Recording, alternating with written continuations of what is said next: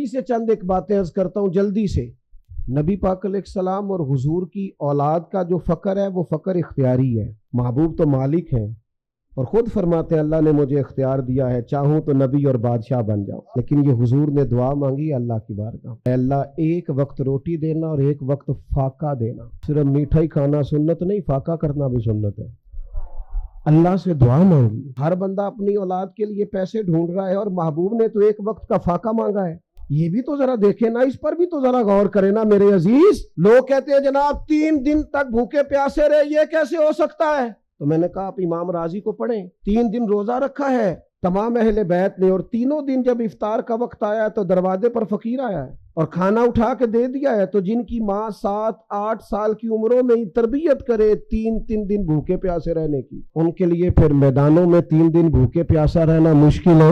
یہ ان کے لیے مشکل ہوتا ہے جن کے دائیں بائیں 2 اے سی چل رہے ہوتے ہیں، ان کے لیے مشکلات ہوتی ہیں جن کے ٹیشو پیپر پکڑنے کے لیے بھی 4 لوگ کھڑے ہوتے ہیں، ان کے لیے مشکلات ہوتی ہیں صاحب جن کی بچپن سے تیاری ہو اور جن کو بھوک کا